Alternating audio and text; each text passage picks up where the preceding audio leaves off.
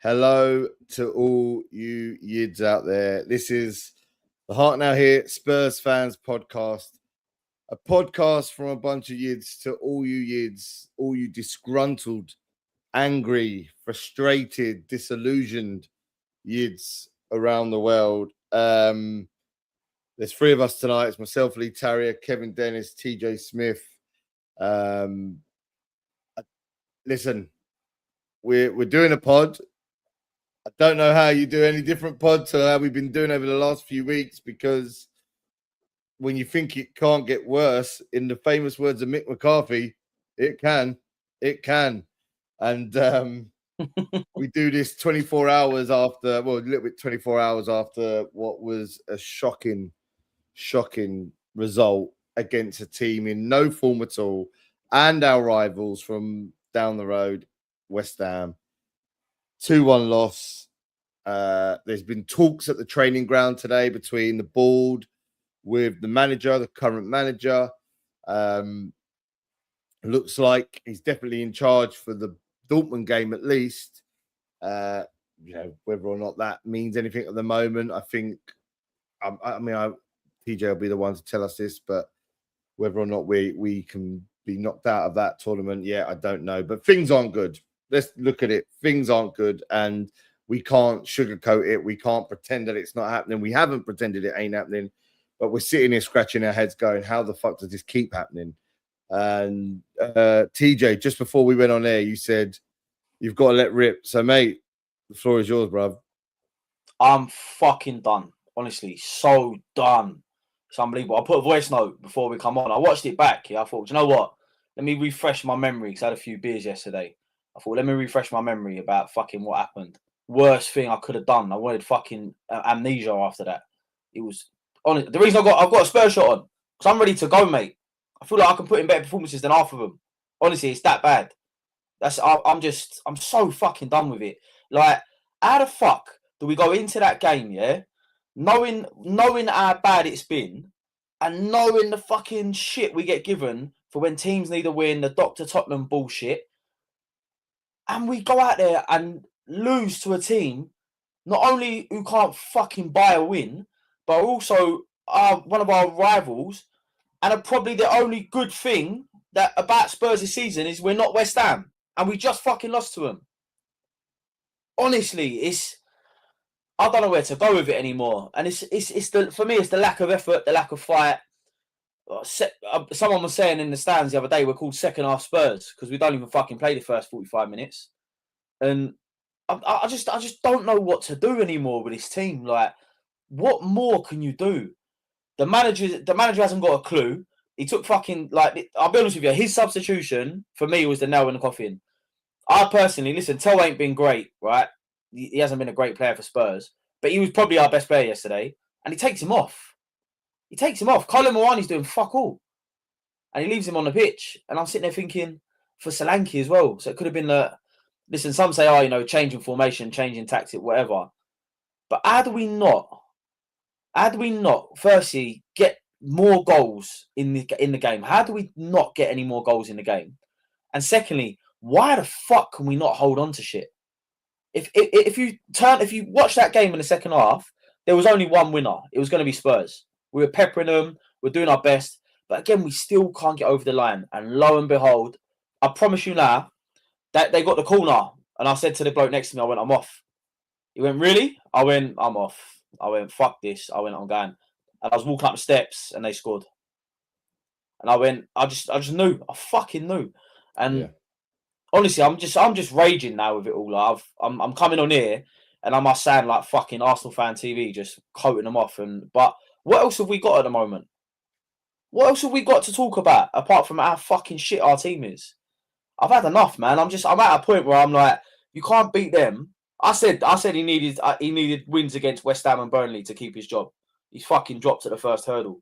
I don't see how his tenure continues, given the results we've had, and the month the next four after Burnley in the Premier League. I said it last week. We've got fucking City, United, Newcastle, and Arsenal in the league in February. Do you honestly think we're getting a point out of them 4 games? None. None. I mean, what's quite interesting. I just before I come to yourself, Kev, I had from a group chat I'm in. Somebody forwarded this, and again, we can take it as it is. Obviously, a lot of people say a lot of things, but a credible person posted this. They forwarded it from their mate, and they just said, "We were row 12, Central West yesterday at yesterday's game. So literally." Just behind the bench, and Romero was screaming at Frank for the previous 4 corners in a row to get Danso on. For him, it was really odd, as the first time Frank turned and told Danso to get kitted and then refused to bring him on. At the 4th time that Romero chatted it, Romero just lost it with Frank, and Frank was fuming and told Danso to sit back down in anger. After that, Romero was walking back slowly and looking at Frank like he wanted to chin him. It was really weird set of exchanges, and it looked like Romero just does not have love for Frank. We saw it all as we were sat super close to Frank, and to be honest, the whole thing was worrying. The players aren't having him. Romero, to me, looked like he wouldn't piss on him if he was on fire. Jed was literally taking the piss out of him. Even Bergvall got frustrated with him. Spence was shit. Spence was shit yesterday. He was shit when he come on. Thing. They're saying here he was taking the piss out of him. Bergvall got frustrated. He didn't understand the instructions being given to him. Tell was shaking his head as he came back to the bench. I think it's safe to say he's lost the dressing room several weeks ago. I think we kind of started to see that from the Chelsea game with Van der Ven and Spence. I think, listen, this isn't all Thomas Frank's doing. And again, we'll talk about everything with the protest, and Vinay's finally come out and said the day of a protest. How ironic. But the truth is, for me, I think this job is too big for this man. Kev, where do you think it? How do you think? Do you agree? Do you think any different? I think the job's too big for a lot of people. I mean, there's an expectation at Spurs with everything we have, and especially being successful in the Europa. It was a springboard this year to really propel ourselves into maybe changing our fortunes, in being maybe a bit of a powerhouse, or making steps to be a powerhouse in Europe. I mean, I don't know what manager at the moment sort of survives under this ownership. The window isn't shut yet, so I don't really know what's going to happen until then. I mean, I was at a point the other week where I think I was willing to give him time to get attacking options in. But I believe that ain't going to be enough for him to keep his job. I think there's too much toxic around him in terms of, especially the supporters. What you just said there. I mean, I'm in a group chat and I've got the same message that you just wrote out. So obviously it's doing the rounds. If there's any truth in it. So once you lose the players, your current players, if you're bringing new ones in, you want your current players to work with them new players. And if them current players are not singing to his tune, or there is personal animosity between him and the manager, then it's going to be an extremely difficult job for him going forward. I am at the point now where I don't think signings are going to do him any favours. I think, like you said, there's too much negativity around the place now to come back from what is now. So yeah, current players that play at the moment, yes, they might not be good enough for where we expect to be, or where we want the club to be, but they're certainly a lot fucking better than what they're performing. And really, that comes down to him. Put his arm around a couple and getting a new tune out of them. In this day and age, there's a dressing room there. If players talk, there's such a thing called player power now, and if they don't fancy the manager, they'll group together and they'll let them know in many different ways. And I think, like you said, you saw that with Van der Ven and Spence and all the stuff you just read out with Romero and all that. And once you lose your captain as a manager, then you really are in trouble. But yeah, in terms of the result yesterday and where it takes us now, it's probably the worst result he could have had at a certain point of the season. I mean, I thought back the other day about really how many good wins have we had. We've had wins, but how many good performances have we had in them wins? And I think back, and I think maybe Burnley, the first game, City to a point, but we rode our luck. I don't think there's any other game where we've really dominated a football match, and that's something that needs to be looked at. And you could talk about all the little bits of, not turning up in derbies, giving teams their first win in 10 games, giving teams their first away winning matches, giving teams like West Ham a win at your place when they can't buy a win themselves. I think there's just too much in the pot now that's gone really fucking stale, and no one wants to eat it anymore. It's really purely down to that. I mean, however true it is that they've had the meeting today, I mean, I think they had a meeting, but, if you're saying, look, we're going to reassess it again after the Dortmund game, that means kind of two things. You're hoping he's going to get a win there, and we're going to try and turn something around. And there's obviously things happening in the window where you're trying to keep him there just for what you're trying to do in the window. Or you're saying, look, we're going to give him the Dortmund game, and if it goes wrong in the next few days, you're already going to have someone ready to step in, whether that's an interim or it's someone you're going to go and approach or trying to get out of a club in January. I think that might be a reason why they're biding their time, not coming out to say anything today. Because for me, after that result, they have to either come out. I think Michael Dawson said, I don't know if you've seen Dawson having a rant on the Gillette Soccer Saturday. It's like they either need to back him or sack him, and they need to come out and say that. And no one's really said anything yet. So who knows what's going to happen? But you either need to do one of them, two of them things. And if you back him and it goes wrong, the ownership looks really, really poor, looks really bad, and so does that Vinay guy. So I don't know where they go from here. All I know is that with these current players, and I'm not including players coming in the transfer window, because if he does get players in the transfer window to try and save his job, he's going to need a hell of a lot, and he's going to need a lot of quality, because them current players are not interested, and that's where it is. So, time will tell what we'll see, but he needs a hell of a miracle to get out of this, I think, at the moment. Yeah, and this is the thing. I think because obviously, we have banter with supporters from different teams and talks and arguments with fans of our own team. The issue is bigger than Thomas Frank.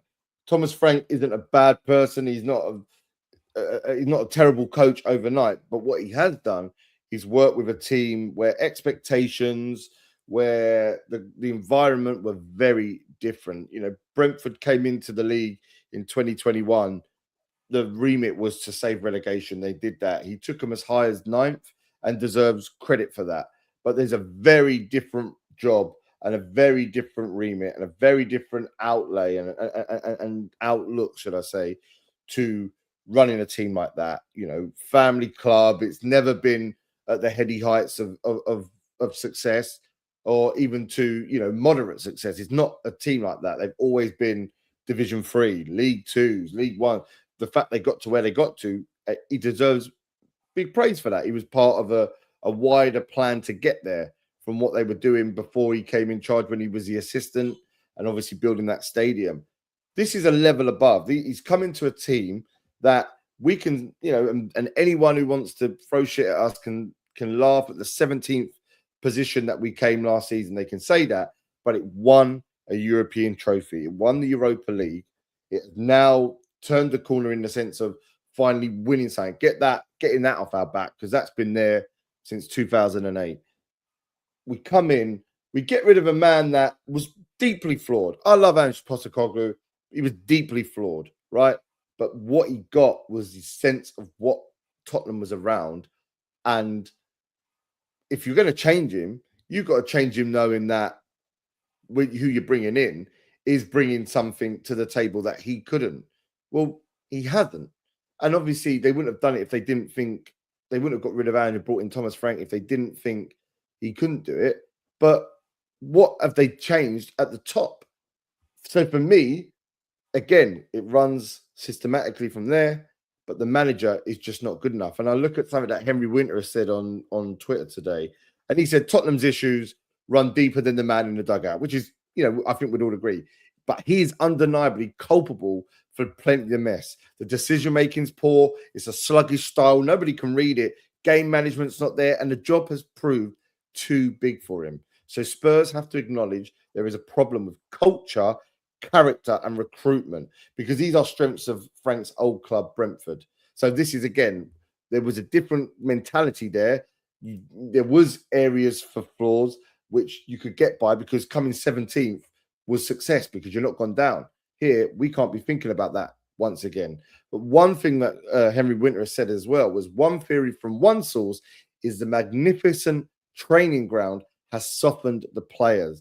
Not sure how much in this the theory is. They reached the 2019 Champions League final while here. So, but anyway, Spurs fans have delivered their verdict on Frank. Losing to West Ham at home was a defeat too far. But if the board heeds fans' wishes, it should also remind itself of Antonio Conte's observations in 2021, where he threw those truth bombs about calling players selfish and that they don't want to play under pressure, questioning the culture of the club. So, I mean, there's a lot to unpack there from Henry Winter. The biggest thing that I find, Kev, is that we just basically see that, yeah, I think I don't know how you change it from the top, because that's where it starts, right? They make all these decisions. What do we do? Because now we've brought in Gallagher. You know, we want to be excited about that. I think he'll turn out to be a top signing, but we've kind of spent the Brennan Johnson money. Do they give this guy another, 13 days, as you were saying, to do things? And like, is he, what do we do? Because if this board are not going away, are they? The board's not going away. No, I think obviously moving Levy out, I think they're there to. I mean, if they ain't going to sell up, they're obviously there to try and make it something even bigger if they are going to sell at some point. But they definitely don't want to sell it at the moment. I mean, I think that's what everyone wants them to do. And by rights, I mean, since ENIC, it has been the same sort of thing. It's nothing has really changed. I think we go from that 2001 to 2000 when we started 2006. I think when Yol started coming in and doing things like that, I think that's when it slowly changed. And I think we went from a team under ENIC when they first come in under Hoddle to then jumping into Yol. And we always talk about Martin Yol here and say he was the one that, sort of changed everything. And that's when they really should have started really sort of putting the effort in to try and make something of what it is. And, the stats are what the stats are. 25 years and 2 trophies just isn't good enough. So in that sense, it's a failure what we're looking at as a club. There's a chance now to really, we've been in that stadium long enough now. I know the debts. There's no interest on the debt, so it's like you're paying back what you owe. So really, it's the time to be, sort of progressing the club and pushing it to what it should be. I mean that Vinay statement before when the day of the protest come out, like you said, which is no coincidence that happened. He said the words that sometimes words carry no weight without action, and I said on the Instagram that's 25 years that we've put up with that and we've had to hear it, and when is it going to change? In terms of spending money under this manager, I mean, I don't know. I mean, obviously their long-term plan was obviously to keep him in charge and give him time. I mean, but they're new. They're quite new to everything as well in terms of how the club, runs when as a fan base when things ain't going right. And I think they're finding that out the hard way at the moment because we've got a manager who's really struggling to get the best out of his current players and making wrong decisions in games and can't motivate his players. So in my eyes, they don't want to get rid of him, but in the long term, it's like, how many more lives has this cat got? It's getting to a point now where I think we're 10 points off the relegation zone, I think. And under this current manager, with these current players, I think we're relegation bound. I really, really do. And that's something I never thought I'd say, I mean, you lose 3 or 4 on the bounce in this league, it could be curtains. So they talk about the whole 30 points mark to be safe. We're on that now, and I can't see us winning any other fucking football match, especially in the next 5 or 6 games. And it's just like, what's going to change? So I don't know. They've got a massive decision to make. You either back the guy of what he's got and you go hell for leather and purchasing players. If you really, really want to judge him on that, then you can. Or you can cut your ties now and try and get some motivation out of someone new with motivating the new players and obviously just chucking some money in there to see if you can work wonders. For me, it's a hard window. I get that. You haven't got to go out and, you don't need to go out and spend millions and millions. You just got to be shrewd in the market. You've got to find your loans with your options to buy and things like that. if you can find a style in there and you can spend 60, 70 million on a proven player, then great. But they have to be proven if you're going to spend that money. There's no point in using that war chest to go and buy young players, 3 or 4 players that are not going to be ready for a fight this year, because that's what we're in. Without a fucking shadow of a doubt now, we're in a massive fight. Under this manager, we are in a relegation fight for me. I mean, that's how bad it is at the moment. So they've got to make a decision. And I don't know how many more losses you can take and how many more boos you can hear at half time before you pull the trigger. I can't believe he's still in charge right now while we're doing this podcast. I really can't. I expected him to be gone by this time. So I don't know, Lee. It's a hard one. I'll be honest with you. I thought he'd be gone today. Yeah, I mean, this is the thing. Look, the way we look at it is the job is too big for him, I would say, in many ways. We've got comments on our Instagram. Someone like Amy says, under our owners, they will chew up and spit any manager that comes in. However, I hate to say it, we need better or things are going to get a lot worse. Pretty much what you're saying, Kev. Ashrock says, players aren't responding to the manager. You have to change when that happens. We need someone to steady the ship.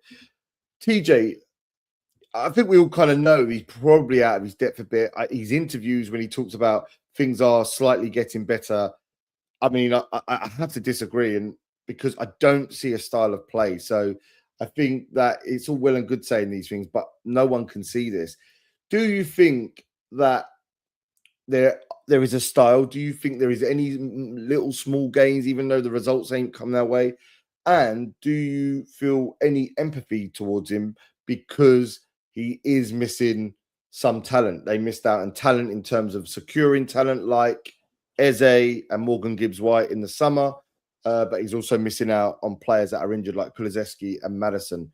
All those things, do you think he would be better, or things would be better if we got players in, if we had players fit, and would his style come to fruition? No, is the answer. The simple answer to that question. And the reason it is because, yes, we're missing some very, very influential players in the team. Maddison, Kulusevski, but we knew they were going to be out for long spells, right? Long periods of the That's all he's got now, though. You've got Kulusevski's come back. That's all you've got. Can Kulusevski coming back really change things? No. I don't think so. This is the point I'm making. Like the injuries, every club deals with injuries, right? And yes, any club that has injuries to key players is going to suffer. But these injuries have been made aware of since the end of last season, or pre-season at least. Excuse me. But I think the problem with Frank, right, and I think this is where he falls down, and I think there's several sides to what I'm about to say. But firstly, the guy doesn't know his best 11. Like, he's been in the job since August, and he cannot tell you his best 11 to pick on a match day. And I know we liked it at the beginning when he had, like the playbook of who are we playing? Let's use the players we need against the opponent we're playing and all that bollocks. But it hasn't worked out. You need to know who your key players are and identify your first team. I haven't seen a consistent team for him all season. There's not been a consistent 11. I know we've had injuries and knocks and suspensions, but realistically, there's not been a situation where he's changed like hardly anyone. That's just not happened. And on top of that, the substitutions, the in-game management has been awful. Absolutely awful. I pointed to the Tell substitution at the weekend. Listen, like I said, we're not all the biggest fans of Tell anyway.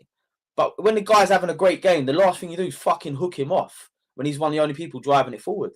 I couldn't work out that decision.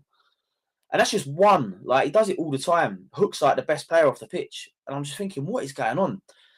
And the last one for me is how he sells expectations in press conferences. I can't get behind it. I don't know if me and him are not been watching the same game, but he'll be like you said, Lee, I've seen signs of improvement there. We played well in this situation. And I'm like, is he watching the same fucking game as me?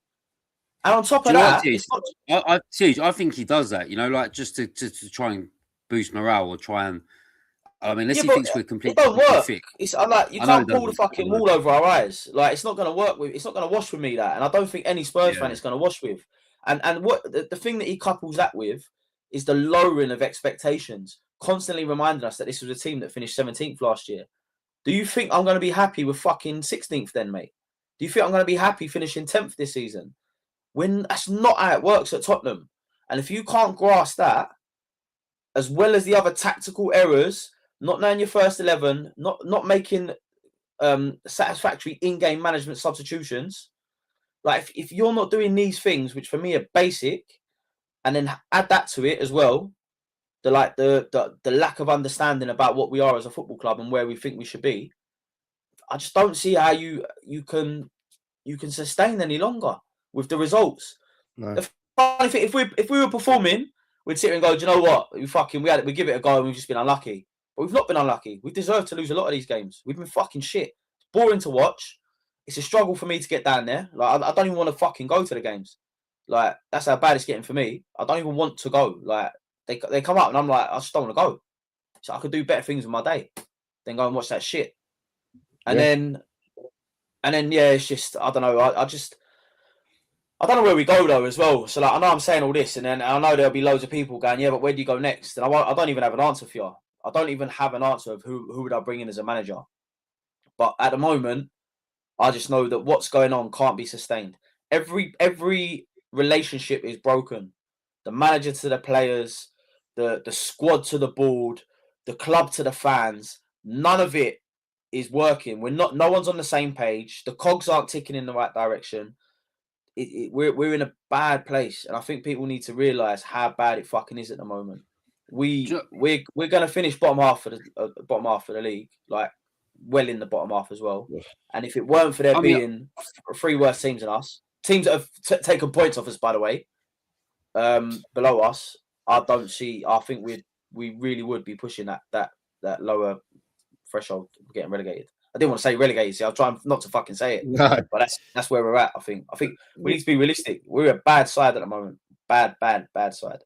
Yeah, and like I've got to look at it now, and I go like, but the players, I don't look at these players and go, you are 16th, 17th. I didn't look at it last season. I felt like, as I said, for all Andrew's flaws, it kind of went right. Well, we've got this golden chance here. He said it in the Nottingham Forest press conference, but he said, my job was told, do what the others couldn't. Jose couldn't win a trophy. Well, he was out of the league. Injuries have plagued him, and he went, I'm gonna put all my eggs in this basket, or I'm gonna put all my chips on the table for this Europa. And it came out trumps, for as deeply flawed as he was. But these players aren't players that you go, they're 16th, 17th. Yeah, there's rough diamonds, or there's people that have got to learn a bit more, but there's also talent. Do you know what I mean? A lot of these players played in games where we were 10 unbeaten. Gone. Thing is, Lee, we've had every type of manager you can think of. Every type of manager we've had. We've had world-class managers. We've had good young managers like Pochettino at the time. We've had these tactically astute managers in terms of Nuno. I mean, every manager is a problem in their own way, and we've got to look at the reason why it goes tits up with every type of manager. When you're talking about the next one in, I don't know what we go for. I don't know what sort of manager you get in. I sit there and I think, well, some of these players might need a really hard, respected fucking manager. I'm thinking, well, we've had that. We've had that under Conte. So when you go back to your point of, lavish lifestyles and great training grounds and stuff like that, I mean, I think that is a thing. I think players feel so wrapped up and looked after in golden armour at our football club that they decide that they don't want to run or they don't want to work hard for this certain manager. And it's like, well, have a look at the bigger picture. No matter what manager you get in, if this is a common denominator in terms of that, give these managers, whoever comes in, their own money to go out, clear out the whole fucking place and go and buy the sort of players that are going to play for you. Because these current some of these current players don't want to play for any manager, any type of manager we have. And I'm sure if you've got Pochettino in who everyone wants, I'm sure there's going to be people that are going to let him down as well that are in this current side. It's like you need to find the whole formula of what you want to bring. But the board haven't let any manager really do that. Pochettino had it great at that point, wanted to carry it on, and he wasn't backed, and then it went to stale. And then you players like Dele Alli and players like that decided to drop off, whoever else it was, Danny Rose, all these players started to play up and didn't want to do it. And that's the players that needed replacing. Alex Ferguson's perfect at it. Always said every year he needed 2 players to move out all the time because he knew just when the freshness and the hunger was just going a bit. And these are players like David Beckham, Yap Stam, and these sort of players, like world-class players, but he knew that they weren't giving it his all and he had to replace them. With us, we don't give good managers, and we've had fucking good managers recently. We don't give them the ingredients to make something nice, what they want to bake. And that's the problem. So yes, the managers are not good enough in terms of the players they have, but also the players don't want to work for these managers. And these are the same players. And that is something that the whole club needs to look at.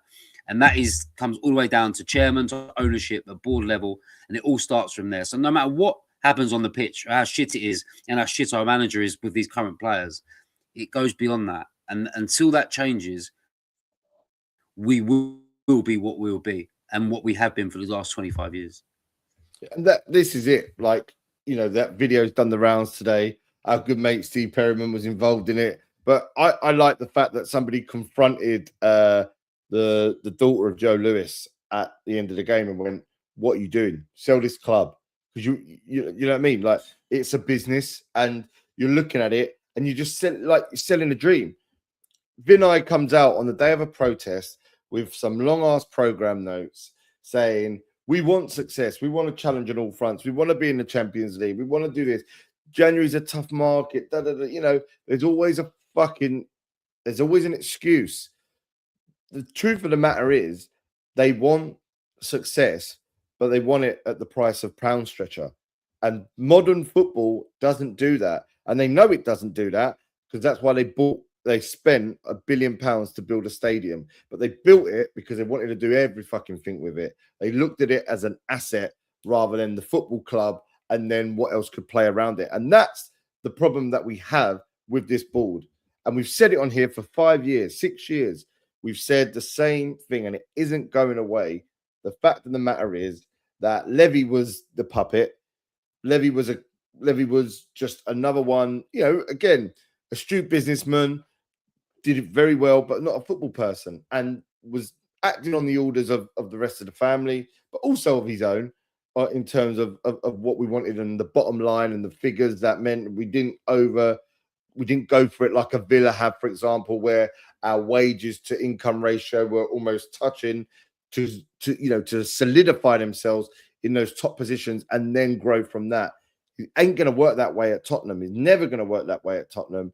And, you know, they make enough money off where things are going at the moment, whether that's with the football team, the fans, and then the shit that comes around it. F1 tracks, jumping off the top of the fucking stadium, tours, kits, fucking concerts, boxing, rugby, whatever. They make money off it. It's too attractive and too lucrative to rock the boat. So, TJ, when you see that protest and when you see Vinay yesterday, putting those two things into consideration, what does that, what do you make of all that? Because, you know, we've looked at the manager, but, you know, the people above are the ones that really go, yeah, all right, you want Morgan Gibbs? Here you go. You want Eze? Is Eze. We'll pay the wages for these players. What are you thinking when you see what we're doing as a fan base against what the chairman and the executives are saying? I don't think it's enough, the protests, if I'm being honest. Like, fair play to the people that do them. Like I say, it's never been a bit of me, but I understand why people do them, and I feel like they are getting bigger.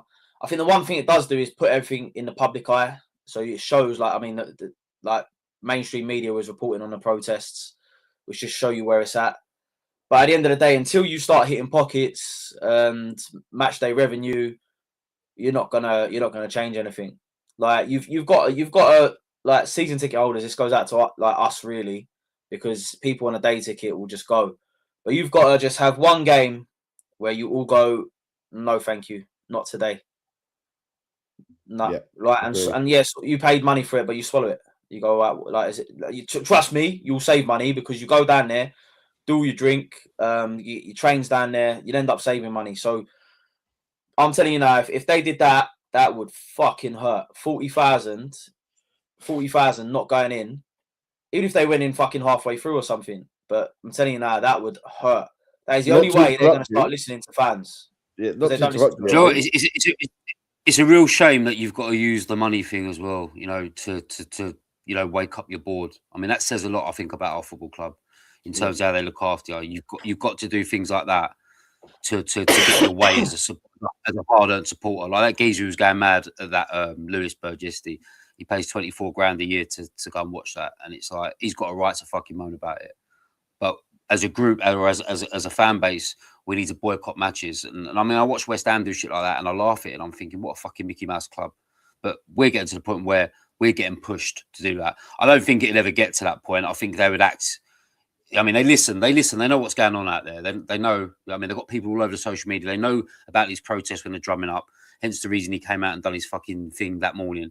I mean, it's just a shame that we have to think to go to these lengths to do it. And it sort of shows you that to hit our club in the pocket is the only way you get your way. Show signs of a greedy fucking board who are literally putting the fans second to other things, which is obviously is financial for the football club, but not for the people that plough their fucking hard and living into the football club as supporters. And I think that's the sad thing about the football club, our football club these days, is that it is all about that. They've lost their way of, I mean, like I said, we all went back in the day and we were shit and we kind of knew we were shit, but there was just something about there. You still felt together as a football club. You know, I'm not saying Sugar was a fucking great chairman, but we were shit. There was no differences. There's no expectations back then as well. So it wasn't like, you know, a massive thing, but there was just a bit more of a togetherness. And that sort of crept into the early 2000s and 2006, 2010. And it sort of just dwindled as the years have gone on, more or less since Poch has gone as well. It's got even worse. So it's a connection that is completely broke at the moment. And if they want to stay in charge, they've got to repair that. And the only way you repair that is listen to your supporters, listen to your trust, drop ticket prices for kids and for OAPs and Champions League games, get that stadium filled up. Let's feel like we're getting something back from you. Whether that's changing the manager, listen to us over that, or whatever it is, ticket prices, listen to us. I mean, I see every other fucking club do it around, and it's just like, why can't our club do it? And if these owners are saying that they're here for change and they are here for the supporters and you're our number one priority, then listen to us. And right at this moment now, we're telling you that this manager isn't good enough for us, but we're also telling you that you're not good enough as an ownership as well. So if they don't act on that, things are going to have to happen and we are going to have to do what TJ says. And I find that fucking embarrassing, and they should be embarrassed that we even think about doing that as a fan base. Yeah. This is the thing, like from my point of view, we've always known that they're tight in many ways, but again, where we were in the grand scheme of things, we kind of went along. You know, we knew what we were going to get, what we weren't. We had a decent enough team in the Yo era, the Redknapp era, then obviously the Poch era. What changed in the Poch era is that we got to where we've always dreamed of being, which is in amongst that elite chat, finals, second in the league, Champions League finals. You know what I mean? We're now at the big table.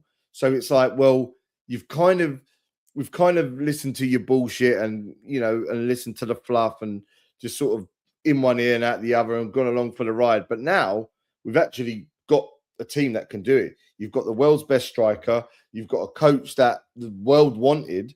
You've got talent in young, abundant, really good young players in like Ali. You know, we're here. What are we doing? And I think that's when it's broken down. It really broken down from that point.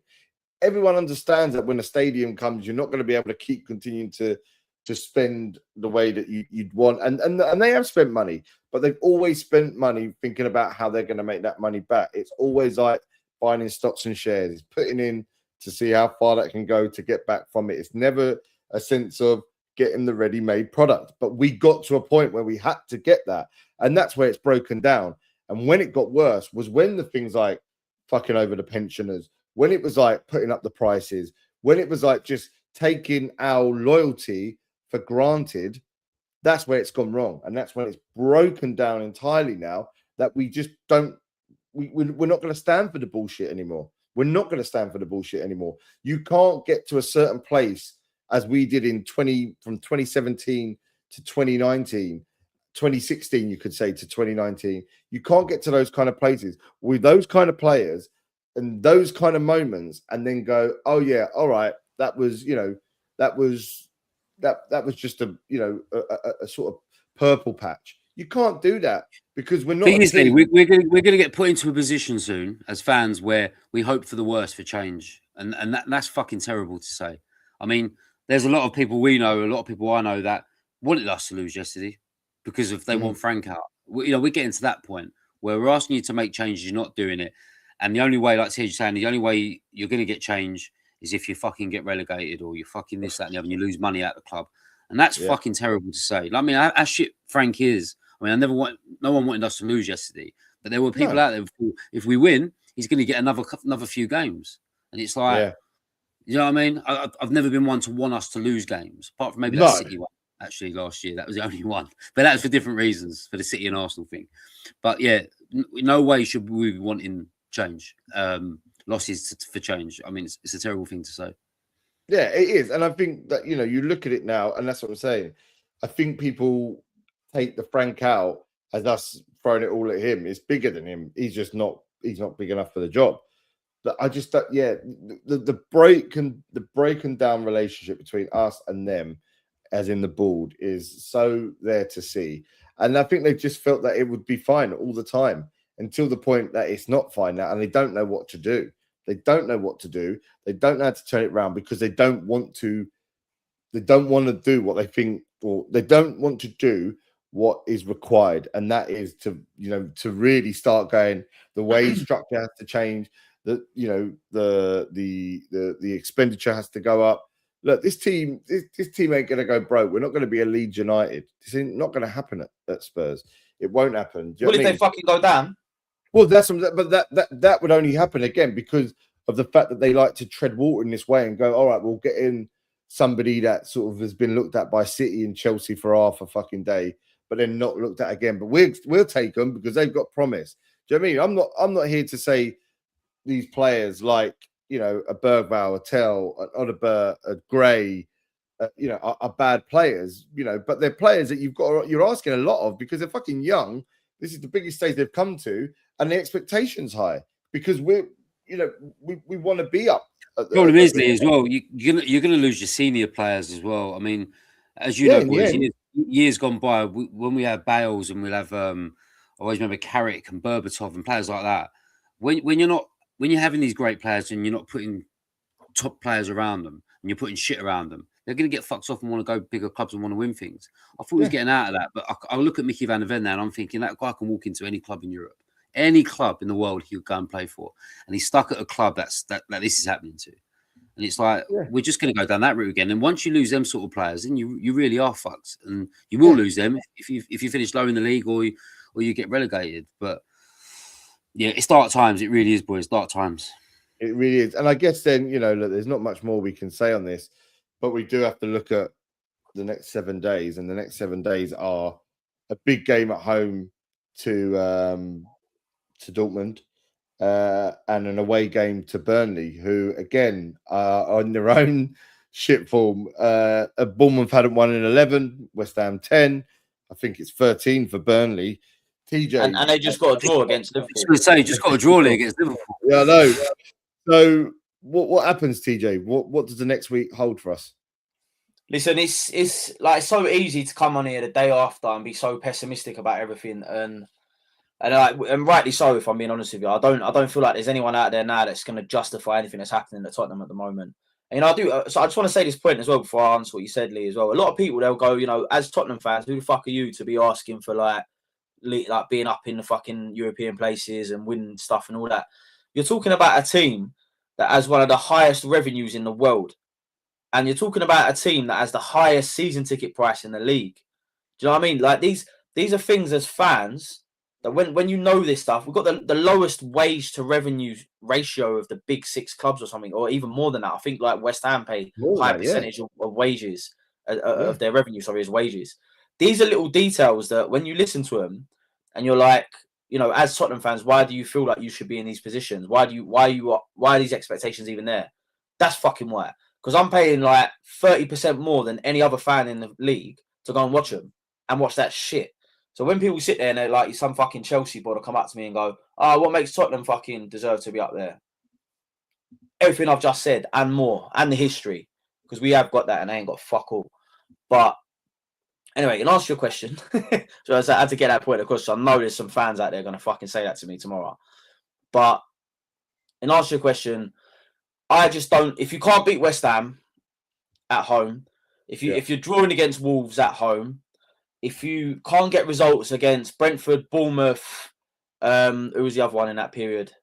Fulham. Anyway, Fulham. Yeah. Like, if you can't get results against these teams, which is meant to be the easy run, how the fuck are you going to get a result against a team that's pushed? Like, I mean, listen, Bayern Munich have won the Bundesliga, right? But a team that's like right up there in the Bundesliga. I don't see, like, if we're playing them away, I'd give us half a chance. But at home, the atmosphere is going to be toxic. No one's going to fancy us. If they score first, fuck me, you might as well just walk off the pitch. That's how I feel about home games at the moment. I've got absolutely no interest. So on that note, I think we win 4-0. Kev, I think we'll be lucky. I've got a ticket. Yeah, I've got a ticket. But I don't know, man. Don't know. See, honestly, this is what I mean. I'm like, I've got a ticket. I'm sitting there going, if I go, it's to get the fucking points, for loyalty points. What are you doing, Kev? You going? At the moment, I'm going, but I don't think I will be going.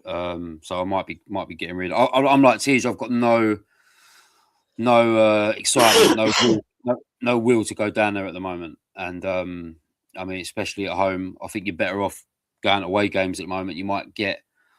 I mean, the performances won't be great, but you might nick a point or a win along the road somewhere and ride your luck a bit. But I mean, I can't see anything happening in these next two games. I definitely think we lose against Dortmund, with especially like TJ saying how bad it is at home now, and you're playing against a good side. And I just think I just think any team that plays us in the Premier League now and see Spurs coming up next in their fixtures are rubbing their fucking hands together. And I mean any team in that league. And I think Burnley will be right up for it. I think their supporters will be, because whether you like it or not, every game when we're playing down there is a 6-pointer for me. I mean, I'm that serious about it. I mean, if they keep him in charge for 5 games and we lose 3 or 4 of them, I mean, we're right down there in it. And that is something they've got to look at. So I don't see the point in giving him the next 2 games. You know, I think we'll get a point out of Burnley. I think we'll lose against Dortmund, and a point isn't good enough against Burnley either. So unless they pull the trigger early doors, I mean, I'd be looking at whether or not he's a long-term solution or not, but I'd be looking at Glasner's situation at Palace. I mean, he's coming out and saying things about he's been let down by the board, which probably doesn't make him want to come to us because he's seen all of our managers get let down by him. Yeah. But I don't know how much difference there is between the two of him and Frank. I know he's obviously done a good job at Palace. We know what we know about him, but they've got to be looking at that situation if they are going to move on from Frank and look at a manager who's unhappy at a club and he's only got 5 months left on his contract. Whether or not he's the answer, I don't know. But all I know at the moment, Thomas Frank is not the answer for our football club. And if we do stick with him, like I said to you, this transfer window needs to be it needs to be a team changer. It needs to have 2 or 3 world-class players in it to keep Frankie's job, and we ain't going to do that. So, yeah, not feeling great while Frank's in charge, and obviously the February games are the February games. So, I don't see no light at any tunnel at the moment under this manager, or even under the rumours of the first team coach coming in and doing it, or a Mason coming in and doing it. I just don't see any light at the tunnel, and I'm really, really, really, and I mean this from the bottom of my heart, I'm really concerned about where we're gonna finish this season in terms of that. So yeah, I'm not in a rush to go to any games at the moment. I mean, I've got a United away booked up in a couple of weeks. That's more of a personal one from my son who wants to go to Old Trafford. But that's a team you don't want to play at the moment. I would have played them for 2 or 3 weeks ago without a doubt, but at the moment, And I mean, I just think we're in the thing, lads, of where I don't feel comfortable playing any team in the Premier League at the moment, and that for me is sounding like a fan who's worried about being relegated. And 100%. Who knows of our football club what's going to happen? The next few weeks are massive. Whatever decision they make on players or the manager, the next couple of weeks are absolutely fucking crucial. They really, really are. Massively. And look, we will be over it all with our great sponsors at Hotspur Heritage and Off From Us UK. We put a lot of stuff out in the week now because things do turn. Are they going to go right? You know, pull the trigger. Today was a meeting with Frank. Are they going to listen and go hell for leather and getting players? We've kind of spoke about it ourselves, whether that's the right or wrong thing. But well, just a quick one. Do you think Xabi Alonso is out of reach? Yeah, I think so. I don't think he's the answer either. I think who would be the answer right now, though? No, I said it earlier. I don't think there is anyone really at the moment. For me, you need someone who's gonna boss the dressing room, absolutely boss it. And he couldn't do it at Real Madrid. This is why I think Frank's losing it as well, because I don't think at least with Ange, they all fucking they all knew where they stood with him. Like, they stood with him, man. Also his character demands respect. And I think unless you've got a manager that's doing that, I don't think that's the same with Glasner for me. I'm not really sure he's a manager that everyone looks up to. And, at least when things were getting tough with Postecoglou, everyone was the team was still on board with him. Like it's the thing. He took the flak. He took all that. Yeah, you need someone. You need someone that's gonna really go in there and fucking let them know, man. Shake them up a bit. Yeah, I might do my coaching badges, boys. Do you know what it means? Like, you're looking at Man United with Carrick. I think at the moment, I just think it needs somebody who gets what Tottenham are, the fans are, the passion, and delivers it a bit in their character. I don't think it's Ryan Mason, although I wouldn't be surprised if he got a call. I just think at this point, the fact he's lost the dressing room, which I think he has, that's why he has to go. I think if they were still playing for him but not playing very well, I'd give him the benefit of the doubt. Lee, you're spot on there. If I saw signs of us losing games but playing well and him trying to build or connect the fucking dots, I mean, as a new manager, I'll swallow that because he is brand new and everything else. But like you said, at the moment, you're not seeing no ideas of where we're going with anything. Yeah, and the player losing the player control as well is massive. I just don't see nothing. I don't know there's nothing there for me to see of where this manager is trying to go. Exactly, and that's it. I think let's see where we are in 7 days, boys. It's been a tough one again. It can't get any worse, can it? It can. It can. TJ, Kev, all the very best. We'll be back next week. Look, let's just hope we are, qualified for the playoff rounds in the Champions League, and that somehow we are 3 points better off. Who knows? Who knows? We'll be in touch throughout the week on our socials. Please do not forget to follow, like, and subscribe through Spotify, through Apple Podcasts. Every like, every subscribe, every review you give helps us as a Tottenham podcast get out there to a wider audience. Don't forget to follow us on our socials as well. Heart Now Here. Just type that in. Heart Now Here Spurs into your different platforms, and one of our channels will come up. We're on TikTok, we're on X, we're on Instagram, we're on Facebook.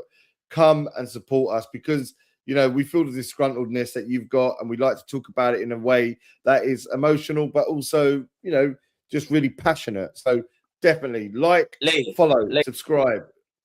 Lee, I know we're signing off. I just want to say some good things to come from this weekend. Yik Yak was at his first game in about 2 years. Oh, wow. So, yeah, he come down. And I'll tell you what, it's like walking around with a fucking Pope when he comes down. He's walking around, fucking shaking hands, taking photographs, kissing babies' heads. He's a fucking nightmare, honestly. Couldn't get the fucking geezer out of the pub once he walked in here. Everyone's fucking saying hello to him. He's taking pictures of everyone.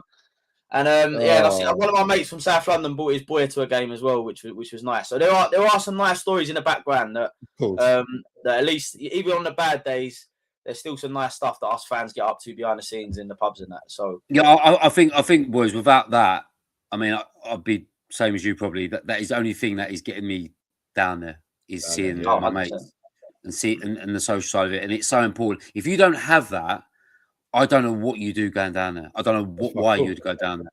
It's that important, and it's like you said, it's connecting everyone together because we get in the pub and we'll slag Spurs off a bit, but we'll spend 3 or 4 hours in the pub. We won't even talk about Spurs sometimes. It's about connection to the family and seeing people you ain't seen for ages and whatever it is, and that is what football is about. But it's nice for the football team to come with you on that, and obviously it doesn't with us. But that is the most important thing, and it's the only thing that keeps in moments like this that keeps us even bother going down there. Yeah, let's always keep the essence of that, us lot, but also everyone that listens. Keep that. When you see us, come on, let's have a chat. Let's slag them off. But we know we're together, and at the end of the day, there will be greater days ahead. There will be greater days ahead. It might not be tomorrow. It might not be next week. It might not be this season. But we will get somewhere, I'm sure of it. But thanks very much, lads. Thanks very much for everyone for listening and getting involved. This has been the Heart Now Here Spurs Fans Podcast. Tough week ahead. Try and stay positive. See us on our socials. Like, follow, and subscribe to the podcast wherever you listen. We'll see you next week. Come on, you Spurs.